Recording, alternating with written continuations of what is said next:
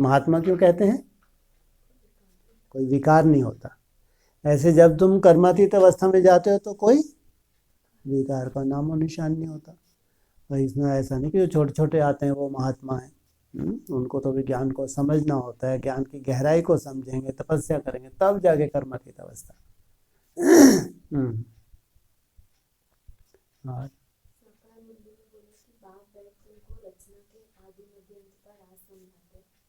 बाप कहते हैं बच्चे इनसे भी पाल जाओ, वहाँ तो कुछ है नहीं, आसमान ही आसमान है, जल ही जल है, जमीन आदि कुछ नहीं, इसको कहा जाता है हद बेहद से पार। पहले तुमको ज्ञान दिया, पूरा समझाया, फिर बाबा कहते हैं इस समझ से भी पार चले जाओ, ज्ञान से भी पार चले जाओ। आगे क्या, दोबारा बोलो। वहाँ तो कुछ है नहीं, वहाँ तो कुछ है ही नहीं। आसमान ही आसमान है, हाँ, जल ही जल ही जल है, जल है, आसमान ही आसमान है, जमीन आदि कुछ नहीं, जमीन आदि कुछ नहीं। इसको कहा जाता है हद बेहद से पार, इसका कोई भी अंत नहीं पा सकते। मतलब क्या फिर बोलने का? इसका कोई अंत ही नहीं पा सकता। ये तो ऐसा होगा जैसे एक क्षीर सागर में बैठे हो, चारों तरफ क्या है? जल ही जल है, आकाश तत्व है। तो बहुत, इसका मतलब भविष्य की जो रूपरेखा है वो इतनी सहज नहीं। भगवान के जो रहस्य भी हैं, इसलिए अगर मुरलियाँ, पूरी मुरलियाँ मिल जाएं, खास कम से कम जो 65 से पहले की, 60 से लेके 65 तक अगर वो मुरलियाँ मिल जाएं, मिल तो सकती नहीं है, किसकी समझ में नहीं आती थी। ऑडियो जो बाबा की हैं, ब्रह्मा बाबा के, वो सब ऊपर से जाएंगी, कोई काम की नहीं। क्योंकि यहाँ तो एक मोटा ज्ञान बस दे दिया, परम धाम है, वहाँ से आत्मा आती है, 84 का चक्कर लगाती है, विनाश हो गया, सब वापस जाते हैं, हो गया काम। परम धाम के कितने रहस्य होंगे, क्योंकि मुरली में ही है। परम धाम की अपनी स्टेजेस हैं, सूक्ष्म वतन की अपनी स्टेजेस हैं। तो अगर मुरलियों के अगर पूरी तरह से स्टडी कर ली जाए, और स्टडी करने से क्या हो रहा है, कम से कम आप में एक सुंदर प्रश्न तो आया। जो रिसर्च करने वाले हैं, फिर जब एकाग्रता में जाते हैं तो कोई ऐसा है ही नहीं आपका प्रश्न जिसका समाधान ना हो। लेकिन अगर प्रश्न ही नहीं है तो ज़रूर समाधान होंगे। लेकिन अभी तो ये इसको अगर बेहद में ले लेंगे, बेहद में ले लेंगे तो क्या है, पूरा चारों तरफ आसमान है, पोलार है। और ज्ञान जल में एकदम कुछ भी हद का तुम्हारे, ज्ञान जल में जैसे तुम निरंतर सूक्ष्म रतनवासी की तुम्हारी स्टेज, आकाश जैसे एकदम सन्नाटा, बीज रूप अवस्था। अभी बेहद में तो कह सकते हैं, लेकिन जो कुछ भी मुरलियों में है तो उसके और भी तो रहस्य होंगे। हाँ जी, और जमीन पे तो अभी नहीं पड़ेंगे। आगे चल के जब तुम संपूर्ण आत्मा बन जाओगे, हवा में नहीं उड़ सकते, कोई बड़ी बात है क्या? जब यही साइंटिस्ट लोग स्पेस में चले जाते हैं तो वेटलेस हो जाते हैं। शरीर तो वही है, वजन थोड़ी कम हो जाता है, शरीर तो वही है, वेटलेस क्यों हो? बाबा कह रहे जब तुम धरने के आकर्षण से ऊपर चले जाते हो, अव्यक्त बन जाते हो, कितनी बड़ी साइंस है वो।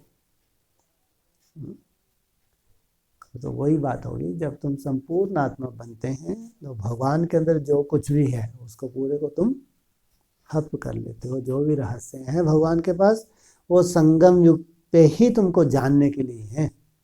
जो भी रहो, मुरली में जो कुछ भी आ गया, जो भी मुरली में बोल दिया गया, वो पत्थर की लकीर, वो सब जानने योग्य है। लेकिन वो सब कब तुम्हारे लिए पटारा खुलता है? जब बाप समान संपूर्ण निराकारी स्टेज प्राप्त करते हो, पूरा ही हप कर लेते हो। ठीक है, लेकिन वहाँ ये पृथ्वी तत्व तो नहीं है सबसे भारी।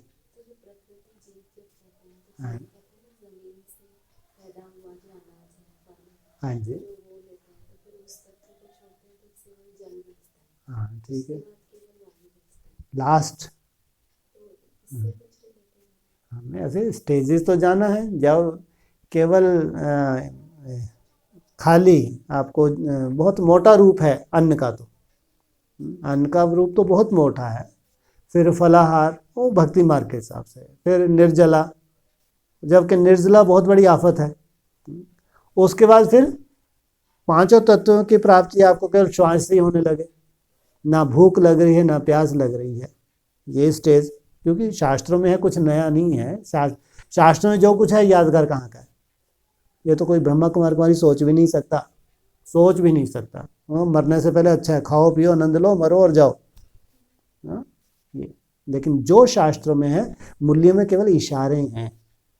बाप्समान माना टोटली ये स्टेज बाप्समान ही है। तो निराकारी स्टेज में सब कुछ समाया हुआ है। माना ऐसा नहीं हट से हो सकता है। सहज राजयोग, जब आप डिटैच हो जाते हैं, सहज राजयोग सहजता से होगा तो कहेंगे सहज राजयोग।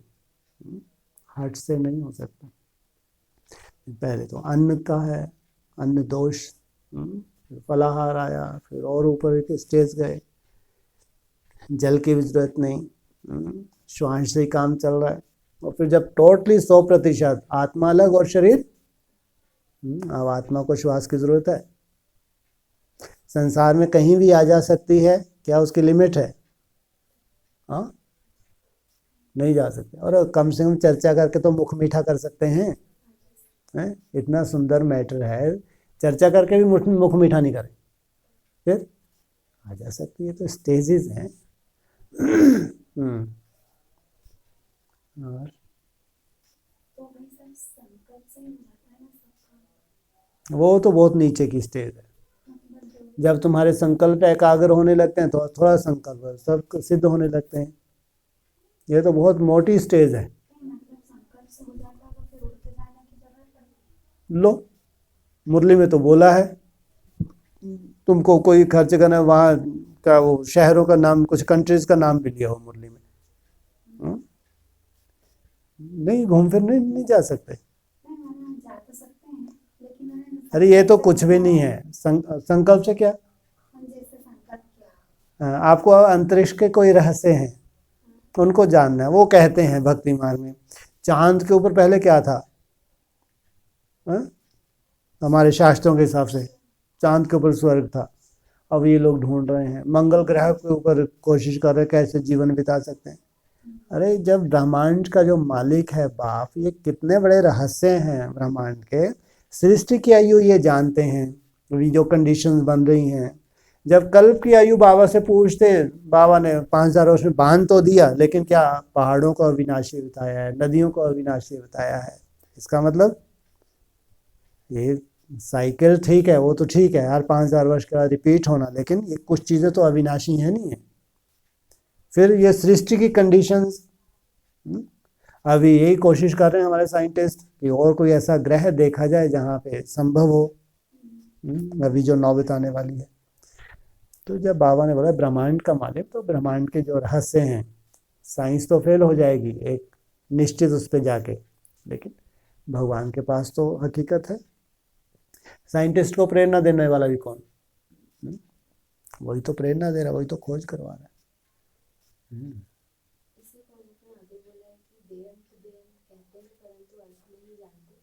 बाप ही सारी समझ देते हैं क्योंकि वह है श्रेष्ठ अर्थात बहुत समझदार। समझ समझ कर भी बहुत समझदार माला का दाना बने। सोचो कितनी समझ भगवान ने दी है, उसको हल्के रूप में नहीं लिया, वो तुमने समझा भी है। जब जितनी समझ तुम्हारी गहरी होगी उतना तुम्हारा पुरुषार्थ करने में तुमको मजा आएगा। कि अगर इतने बड़े रहस्य हैं, ये राजयोग है, इतनी गहराई है राजयोग की, तो मेहनत होगी नहीं होगी। और अगर गहराई ही नहीं है तो मेहनत क्या करोगे? यही मालूम है शरीर छोड़ना है, बस सूक्ष्म वतन में जाना है, तो परम धाम फिर जन्म ले लेना है। कितनी, जितना छोटी बुद्धि का ज्ञान है वैसी तुम्हारी रूपरेखा, जितने ज्ञान की गहराई है। और सब मुरलियों के पॉइंट हैं, कुछ अलग से नहीं है, सब मुरलियों का है। तो साकार के लिए लागू है।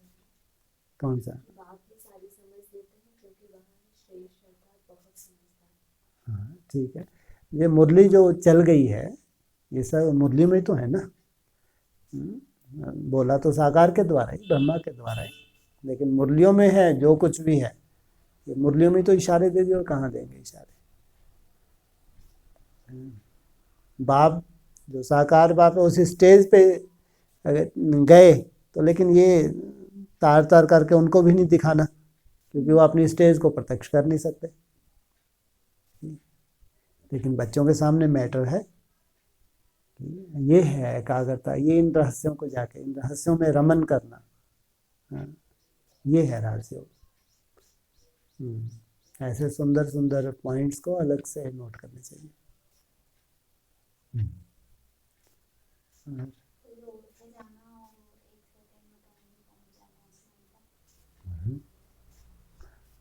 शरीर को भावातीत ध्यान वाले तो उड़ा लेते थे। वो था एक महेश योगी, आसमान में उड़ता हुआ उसको देखते थे। और उसके बाद बहुत पैसा था, हॉलैंड पता नहीं पोलैंड, वहाँ उसका अपना वो बना रखा था सेंटर। उसको ये सिचुएशन ऐसी है कि जैसे बताते हैं विष्णु को क्षीर सागर में, तो ऐसा उसके स्थूल रूप में ऐसी उस स्टेशन में बैठा था। तो एक भावातीत ध्यान में जो उड़ जाता था उसके वो भी उड़ते थे थोड़ा बहुत, जो भी था। कितना तहलका मचा दिया। और यहाँ तो मेरे को लगता है अक्सर ब्रह्मा कुमार कुमारियों को ज़्यादातर ये स्वप्न में देखते हैं अपने को उड़ते हुए। सोचो कईयों के अनुभव हुए स्वप्न में। हाँ, कोई कोई ऐसा ज़्यादा एकाग्रता हो जाती है तो भी उनको फीलिंग होती है कि जैसे हमारी शरीर उड़ रहा है, लेकिन वो है नहीं, लेकिन ऐसा लगता है। और लेकिन अव्यक्तवाणी में बोला है, आगे चल के तुम फरिश्तों को उड़ते हुए देखेंगे। ये सफ़ेद वस्त्र ये कौन है, कहाँ से आए हैं? एलियन का तो बहुत, ये कहाँ के एलियन दिखते तो ठीक ठाक है, तो ऐसे चेहरे ने, नाक भी नाक के भी नहीं। एलियन तो हर कहीं भद्दे से बना दिए, है ना। तो तुमको सफ़ेद वस्त्रधारियों को उड़ते हुए देखेंगे, अव्यक्तवाणी है। कहाँ से आए हैं, कौन है, फिर उनको तुम परिचय दोगे, बाप का परिचय मिलेगा।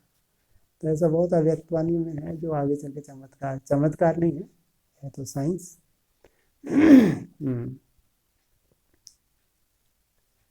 बच्चों के रहने का स्थान है वह ब्रह्मांड, ब्रह्म महातत्व। जैसे आकाश तत्व में यहाँ बैठे हैं, कुछ भी देखने में नहीं आता, पोलार ही पोलार। क्या मालूम कहाँ क्या बोलते हैं। माना उस वक्त वो साक्षात्कार करवा रहे होंगे। ये बाप दादा के भी तो कितने लफड़े हैं। ब्रह्मा बाप बेचारे खुद ही भेज रहे, जाओ उन बच्चों के पास, उनको समाचार वहाँ से मिल रहे हैं। अब वो जो बच्चे हैं वो ध्यान की कैसी स्टेज में जाते हैं जो उनको अनुभव कराते हैं। और हालांकि है वो भी एक साक्षात्कार, लेकिन वो कहाँ कैसे अनुभव कर रहे हैं जो वहाँ बैठ के ऐसा चारों तरफ उनको क्या दिख रहा है, पोलार ही पोलार देख रहा है। ना वहाँ आकाश है, ना स्टार है, ना सूरज है, कुछ भी नहीं है। सूक्ष्म वतन में होता है सूर्य, लेकिन परम धाम की स्टेज एकदम डिफरेंट है। भक्ति मार्ग में भी ऐसे साक्षात्कार होते हैं, लेकिन वो साक्षात्कार है, यहाँ तो प्रैक्टिकल की बात है।